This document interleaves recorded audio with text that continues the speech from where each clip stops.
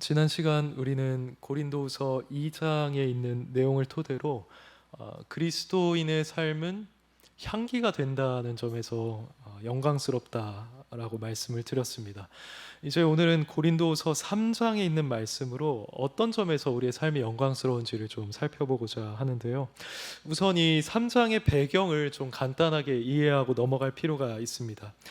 성도님들께서 아시다시피 바울이 그 복음 전파 사역을 할 때에 많은 거짓 교사들 그리고 그를 대적하는 자들을 만났었습니다. 그래서 지난 저희가 갈라디아서 말씀 그리고 골로새서 말씀을 살펴볼 때 바울이 서신을 쓰면서 항상 그 거짓 교사들을 염두에 두고 있었다고 말씀드린 바 있었죠.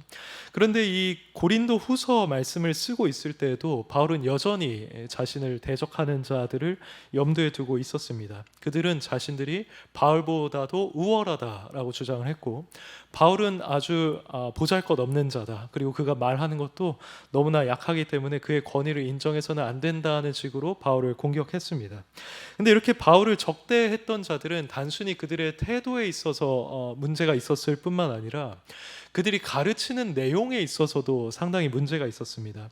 그들은 유대주의적인 성향을 가지고 있었어서 옛 언약에 해당되는 율법의 영광을 계속해서 강조하고 있었습니다.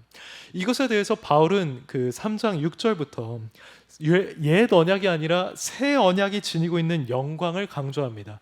그래서 이 내용을 한마디로 말하자면 옛 언약에도 분명히 영광이 있었지만 그것은 일시적인 것이었다. 하지만 새 언약은 그것보다 훨씬 더 큰 영광을 가지고 있고 그 새 언약은 영원한 것이다 라고 주장을 했습니다. 이런 맥락에서 바울은 새 언약을 받아들인 성도들에게 소망이 있다고 12절에서 말하고 있습니다. 그러면서 아직도 옛 언약에만 얽매여 있고 그 상태에서 그리스도를 발견하지 못하는 유대인들의 상태와 성도들의 상태를 대조하기 시작합니다. 바울에 따르면 그들의 마음에는 수건이 덮여져 있습니다. 그래서 아무리 그들이 구약을 읽고 옛 율법을 읽어봐도 거기서 그리스도를 보거나 아니면 그분의 영광을 발견하지를 못합니다. 그래서 14절을 보시면 그들이 구약을 읽을 때 수건이 벗겨지지 않고 있다라고 하고 있고요. 15절에서도 오늘까지 모세 글을 읽을 때 수건이 그 마음을 덮었다라고 하고 있는 것입니다. 하지만 성도들은 어떻겠습니까? 성도는 이미 예수님께로 돌이켜서 예수님을 메시아로 인정하고 예수님 안에 거하고 있는 사람들입니다. 바울은 바로 이렇게 예수님께 돌아온 사람들만이 수건을 벗은 채로 성경을 볼 수 있다고 말합니다. 14절 하반절에서 그 수건은 그리스도 안에서 없어질 것이라고 하죠. 그리고 16절에서도 언제든지 주께로 돌아가면 그 수건이 벗겨지리라고 합니다. 이것은 사실입니다. 하나님의 은혜로 예수 그리스도를 믿게 된 성도들의 마음에는 더 이상 수건이 존재하지 않습니다. 그래서 이들은 특히 구약 성경을 읽으면서 예수 그리스도를 발견할 수 있게 됩니다. 구약에 있는 여러 사건들, 인물들 또는 제사들, 예언들이 궁극적으로 가리키는 분은 바로 그리스도이시다라는 것을 이들은 알 수 있게 된다는 겁니다. 근데 이것은 지금 예수님을 믿고 있는 우리에게도 적용될 수 있는 사실입니다. 우리는 지금 구약 성경이 예수님을 가리킨다는 것을 당연하게 받아들이고 있죠. 예를 들면 창세기 3장에 나오는 여자의 후손, 그리고 모든 민족에게 축복을 전달하게 될 아브라함의 후손, 또는 영원한 왕위를 이어받을 다윗의 후손이 예수 그리스도를 가리킨다는 것을 선지자와 그리스도라는 시리즈 설교를 살펴보기도 했지만 예언자들이 가리키는 메시아가 그리스도, 예수라는 것도 우리는 인정을 하고 있고요. 지금 리딩 지저스 통해서 모든 성경에서 그리스도를 보는 것도 다 이런 맥락 가운데 있는 겁니다. 근데 우리는 이렇게 우리가 그리스도를 보는 것이 결코 당연한 일이 아니라는 사실을 기억해야 합니다. 우리가 주님을 제대로 믿기 전에 우리 마음 안에도 성경 안에서 그리스도를 온전히 보지 못하게 만드는 그런 수건이 분명히 있었을 겁니다.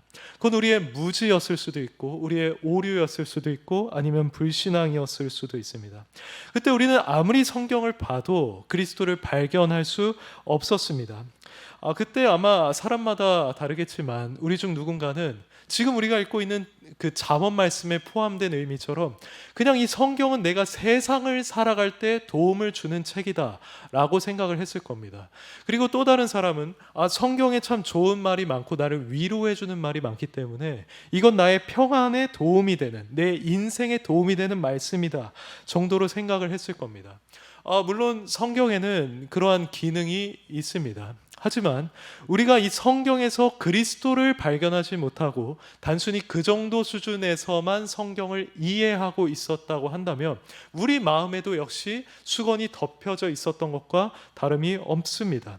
근데 우리가 예수 그리스도를 참으로 나의 구세주로 믿게 되고 또 성령의 은혜로 이 사실들을 다 깨닫게 되었을 때 성경을 보는 우리의 관점이 점차 어떤 방향으로 나아가게 되었습니까? 우리는 바로 이 예수 그리스도에 관한 진리가 성경 전체에서 핵심이 된다라는 사실을 발견하게 되었습니다. 그분이야말로 성경 전체에서 이미 예언된 분이고 그분이 바로 우리 같은 죄인들을 위해서 죽고 부활한 분이며 장차 다시 오실 그 온전한 영광을 소유하신 분이라는 사실을 우리는 확인하게 되었습니다. 그리고 그분을 믿는 자들이 누리게 될 은혜와 그리고 장차 누릴 소망이 어떠한 것인지도 깨닫게 됐죠. 그래서 그때 이후로는 단순히 이 성경이 우리로 하여금 지혜롭게 살아가게 만드는 정도의 책이 되질 않았습니다. 오히려 온 세상의 구세주이신 예수 그리스도를 더 알아가게 만들고 그분을 믿는 내가 어떻게 하면 그분을 기쁘시게 할까 고민하면서 그 답을 찾게 하는 그런 책으로 우리에게 보이게 되었습니다.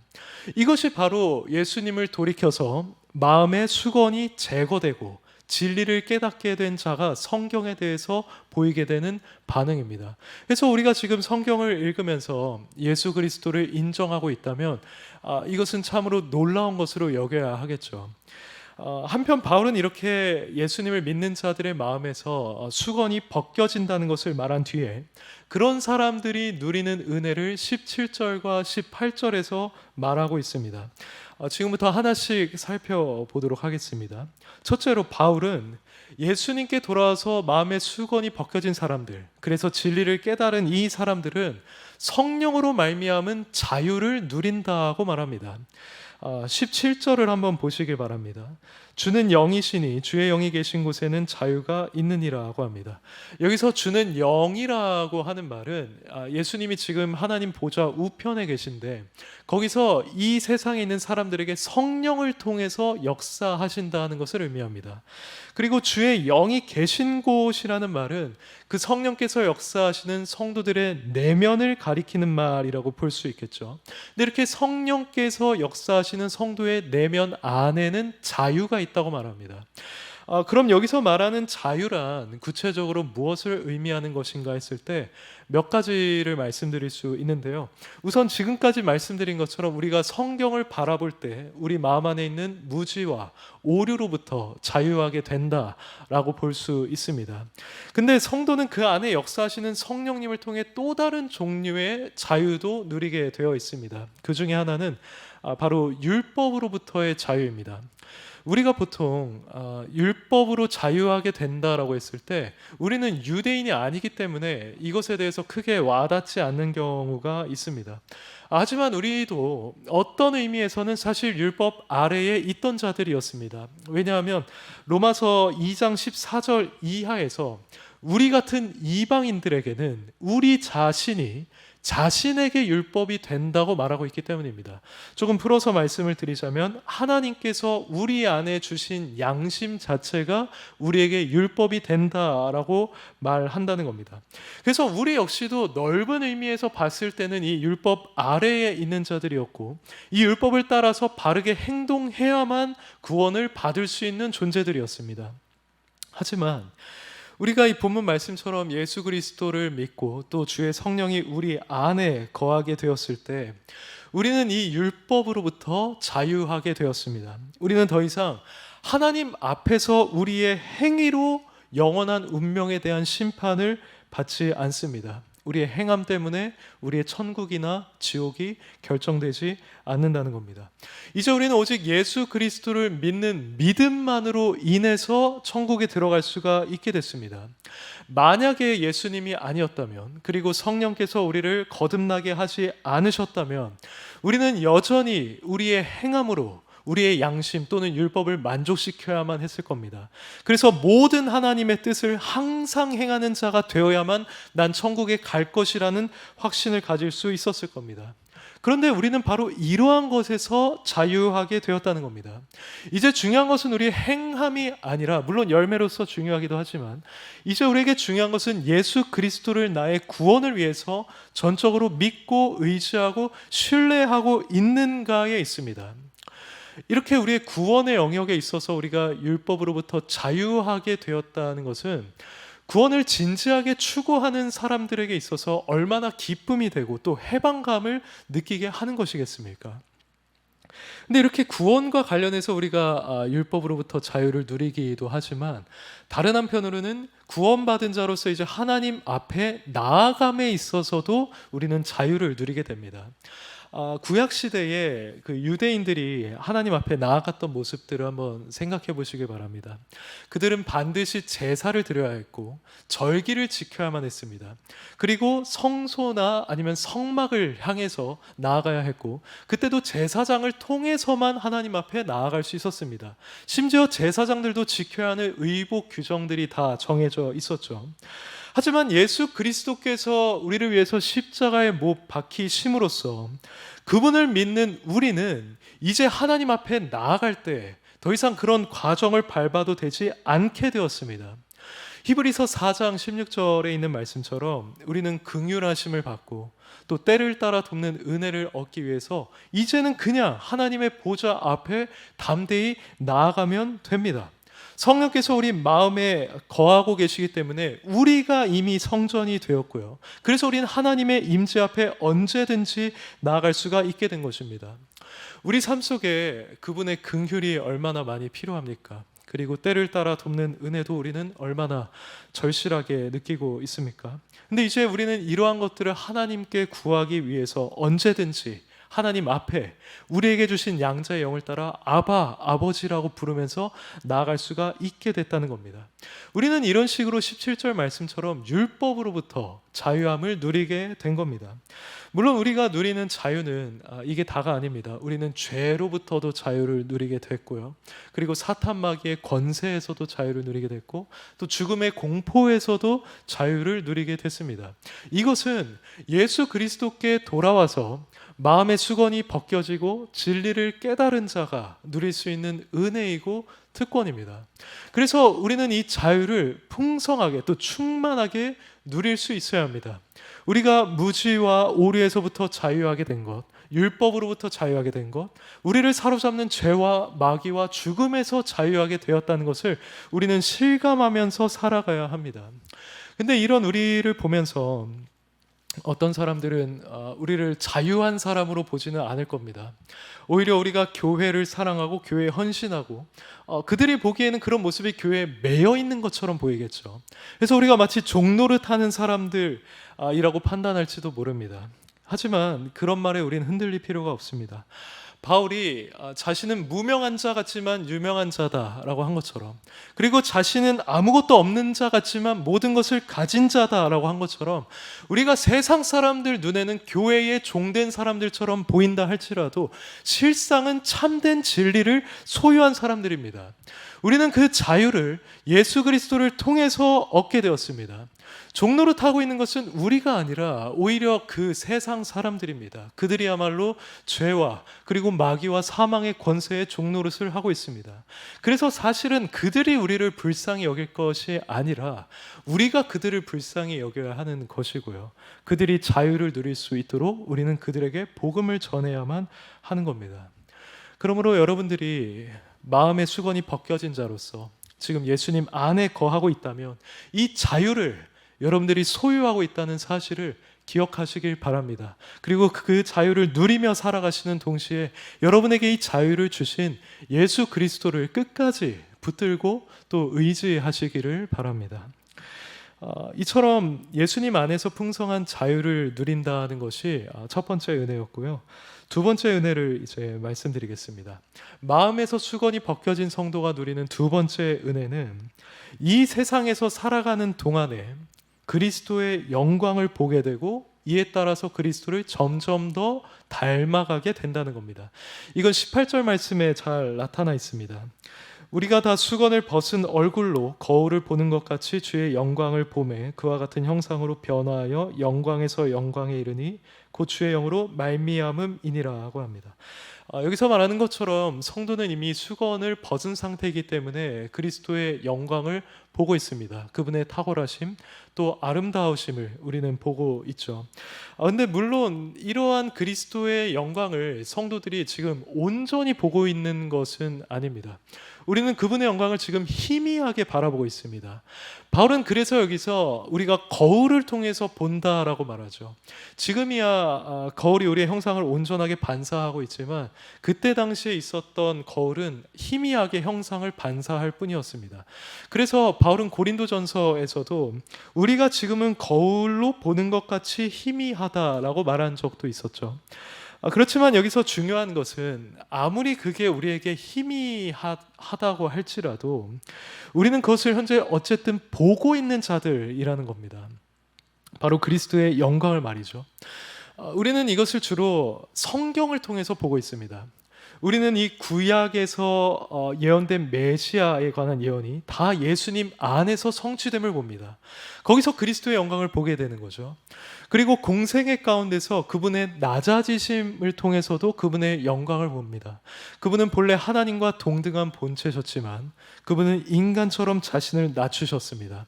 그리고 우리가 느끼는 피곤, 굶주림, 목마름, 고통을 다 느끼면서 사시다가 결국에는 죄인을 위해서 십자가에서 죽으셨습니다. 여기에는 바로 우리 죄인을 향한 사랑, 희생, 겸손, 온유, 하나님에 대한 전적인 순종, 오래 참음이라는 영광이 나타나고 있습니다. 근데 그분의 높아지심에서는 그분의 영광이 훨씬 더 찬란하게 나타나고 있죠. 그분은 죽은 뒤에 부활하심으로써 자신의 영광을 더 선명하게 드러내셨습니다. 그리고 나서 그분은 승천하심으로써 땅과 하늘의 모든 권세를 받으셨고 모든 이름 위에 뛰어난 이름을 가진 존재가 되셨습니다. 그리고 장차 이 세상에 다시 오셔서 자신의 영광을 온전히 드러내시겠죠.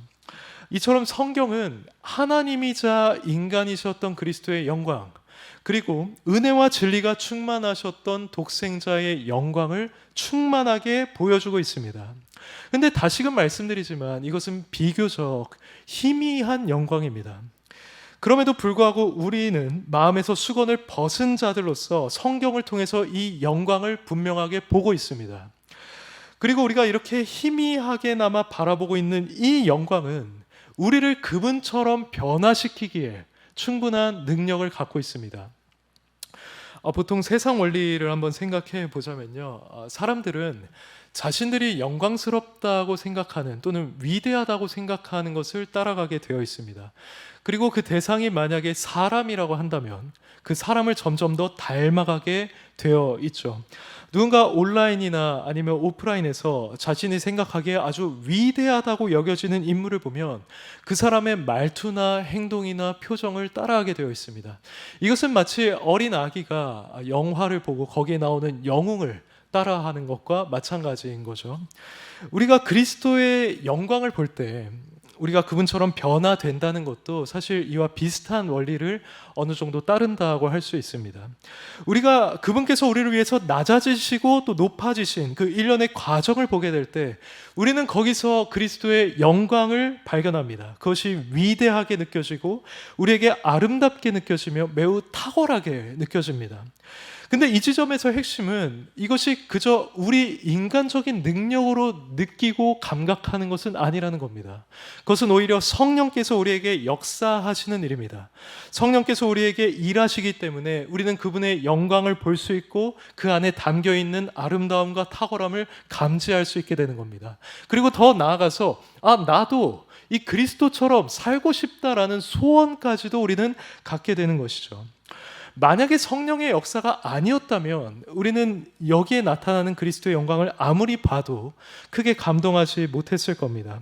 하지만 성령의 역사로 우리는 이 영광을 보면서 마음이 움직이게 되었고 그 결과 그리스도처럼 살아갈 수 있게 되었습니다. 구체적으로는 죄인을 위해서 죽으셨던 그리스도의 사랑 안에 있는 영광을 보고 우리도 다른 이들을 사랑하게 됩니다. 그리고 그 누구보다 흠없이 거룩하게 사셨던 그분의 삶에서의 영광을 보고 우리도 거룩함을 추구하게 됩니다. 또 누구보다 하나님을 사랑하시고 그분의 뜻에 순종하셨던 분의 영광을 보면서 우리도 하나님을 사랑하고 그분을 위해서 십자가를 지고 따르게 되는 모습을 우리도 나타내게 됩니다. 그리스도의 영광을 우리가 볼 때 이런 일이 우리한테 일어나게 된다는 겁니다.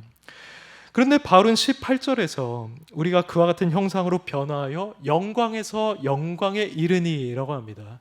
여기서 영광에서 영광에 이른다는 말이 무슨 뜻일까요? 이것은 우리가 그리스도처럼 변화되기는 하지만 그것은 점진적으로 이루어진다는 겁니다. 우리가 회심을 했을 때 우리는 새로운 피조물이 되었죠. 그런 의미에서 우리는 이미 영광에 이르렀습니다. 하지만 우리는 아직 온전한 영광에 이르지는 않았고 여전히 연약함과 부족함을 가지고 있습니다. 예수님이 재림하셔서 새하늘과 새 땅이 임할 때, 그래서 그 희미했던 그리스도의 영광이 우리에게 온전히 보이게 될 때, 그때야말로 우리는 온전한 영광에 이르게 될 것입니다. 그래서 시작할 때 읽어드렸던 요한일서 3장 2절에 이렇게 말하죠. 그가 나타나시면 그와 같을 줄을 아는 것은 그의 참모습 그대로 볼 것이기 때문이라고 했습니다. 이때 우리는 죄와 우리의 연약함, 우리의 질병, 고통, 눈물로부터 완전히 자유한, 또 그리스도의 형상에 걸맞는 그와 완전히 동일한 모습을 갖게 될 겁니다. 사랑하는 성도 여러분, 이것이 바로 우리가 가지고 있는 소망입니다.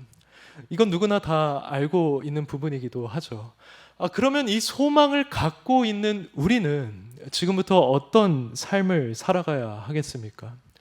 그것은 바로 지금까지 말씀드린 이 그리스도의 영광을 앞으로도 깊이 있게 묵상하면서 살아가는 것입니다.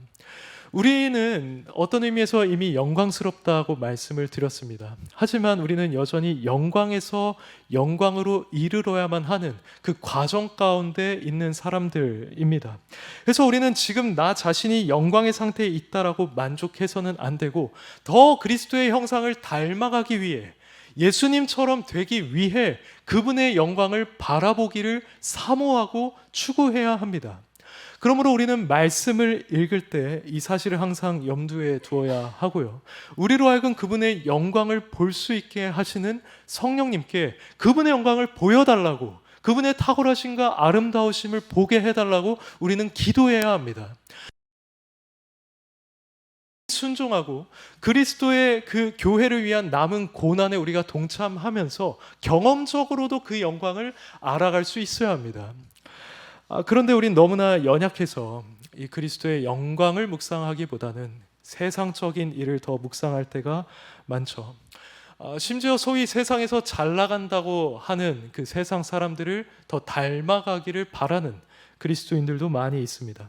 물론 하나님이 허락하신 그 일반 은총이라는 범위 안에서 그들에게도 영광이라고 할 만한 것들이 분명히 있습니다. 그러나 우리에게 있어서 최고의 영광은, 그리고 우리가 최고로 여겨야만 하는 영광은 오직 그리스도의 영광입니다.